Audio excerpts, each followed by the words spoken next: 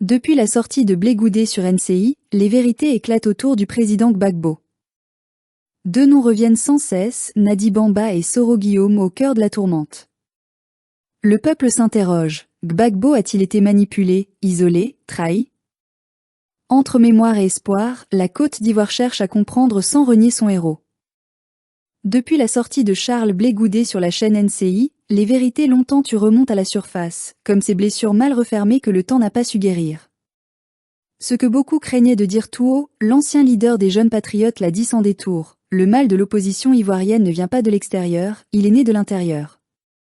Et, au cœur de cette tourmente, deux noms reviennent sans cesse, comme un écho qui refuse de se taire, Nadi Bamba et Soro Guillaume.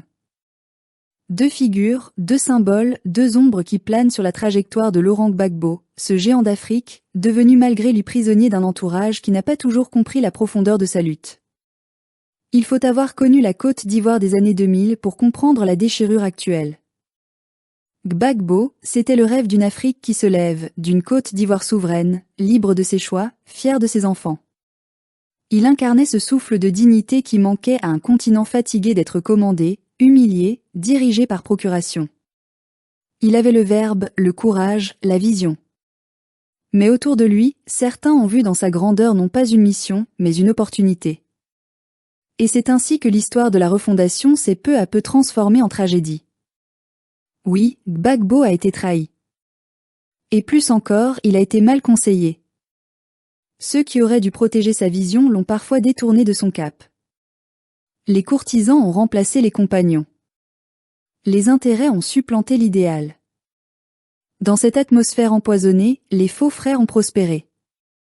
Pendant que le peuple résistait à la machine impérialiste, pendant que des milliers d'Ivoiriens donnaient leur vie pour défendre la souveraineté du pays, certains dans l'entourage du président complotaient, négociaient, ou se faisaient les relais des forces qu'ils combattaient. Le nom de Nadi Bamba surgit toujours avec ce goût amer d'incompréhension. Que représentait-elle vraiment au sein du cercle présidentiel?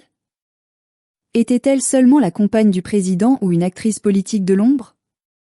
Beaucoup d'Ivoiriens s'interrogent. Non pas par méchanceté, mais parce qu'ils ont vu, année après année, la distance se creuser entre Gbagbo et le peuple, entre la figure historique du combat et les réalités d'un palais envahi par des intérêts contradictoires. On raconte qu'elle avait ses réseaux, ses affinités, ses propres calculs. Certains vont jusqu'à dire qu'elle aurait influencé des décisions cruciales, notamment au moment où le pays sombrait dans le chaos. Est-ce vrai? Seul Dieu le sait. Mais les faits, eux, demeurent, la fracture s'est creusée, la confiance s'est effritée, et le peuple s'est senti trahi. Et puis, il y a Soro Guillaume, cet autre personnage qui hante la mémoire ivoirienne. L'enfant de la rébellion, celui qui fit pleurer l'Ouest, brûler les villages, fuir des familles entières. Qu'il ait pu, des années plus tard, s'asseoir à la même table que Gbagbo, devenir Premier ministre d'un régime qu'il avait combattu, voilà qui reste pour beaucoup une blessure jamais refermée. Comment comprendre cette alliance improbable?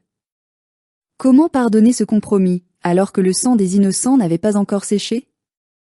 Était-ce la naïveté d'un président croyant encore à la réconciliation, ou la manipulation d'un entourage pressé d'obtenir la paix à n'importe quel prix? Là encore, la vérité est douloureuse. Gbagbo n'était pas faible. Il était humain.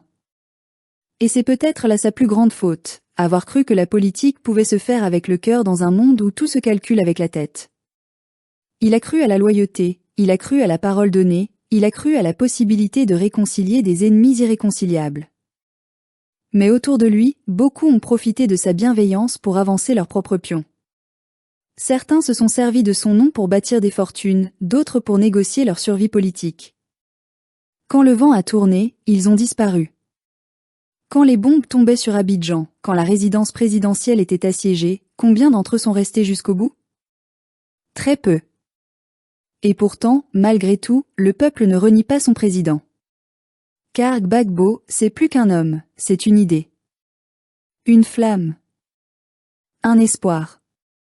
Même trahi, même affaibli, il incarne encore la résistance. Il est la preuve vivante qu'un Africain peut dire non, qu'il peut tenir tête, qu'il peut refuser l'humiliation. Mais pour que cette flamme continue de brûler, il faut désormais qu'elle soit purifiée de toutes les scories du passé. Le PPACI, aujourd'hui, doit faire son examen de conscience. Le temps est venu de rompre avec les vieilles habitudes, les clans, les fidélités aveugles. Car le peuple ne suivra plus un homme entouré de doutes. Il veut la clarté, la vérité, la cohérence. L'opposition ivoirienne, affaiblie, divisée, ne peut pas se relever tant qu'elle refusera d'affronter ses propres démons. Il faut dire les choses telles qu'elles sont. Le mal ne vient pas seulement de Ouattara ou du RHDP. Il vient aussi de nos silences, de nos compromissions, de nos lâchetés. Tant que nous ne nommerons pas les fautes, tant que nous ne comprendrons pas comment nous avons perdu le pouvoir et pourquoi nous n'avons pas su le reconquérir, nous resterons prisonniers du passé. Nous ne devons plus avoir peur de dire que certains ont trahi. Que certains ont vendu la lutte. Que d'autres ont choisi le confort à la place du combat.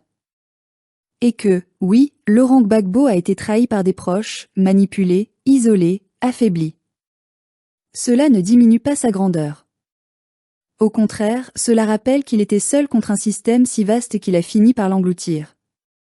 Mais l'histoire n'est pas finie. Car la vérité finit toujours par s'imposer, et le peuple finit toujours par revenir à ceux qui l'ont véritablement aimé. Aujourd'hui, nous devons protéger l'héritage de Gbagbo contre ceux qui prétendent le défendre pour mieux le dénaturer. Nous devons séparer le patriote du stratège, le symbole de l'homme, afin de mieux poursuivre son œuvre. Ce n'est pas en érigeant des statues qu'on honore un héros, mais en vivant selon ses principes. Et ces principes sont clairs: justice, souveraineté, solidarité. 3 mots que beaucoup ont trahis, mais que la base du peuple n'a jamais oubliés. Oui, le président Laurent Gbagbo a été manipulé. Oui, il a été entouré de personnes qui n'avaient pas son courage, ni sa vision. Mais non, il n'a pas perdu sa valeur. Il reste notre repère, notre boussole. Ce qu'il a semé ne mourra pas. Mais c'est à nous, désormais, d'en protéger le sens. D'écarter les profiteurs, les manipulateurs, les infiltrés.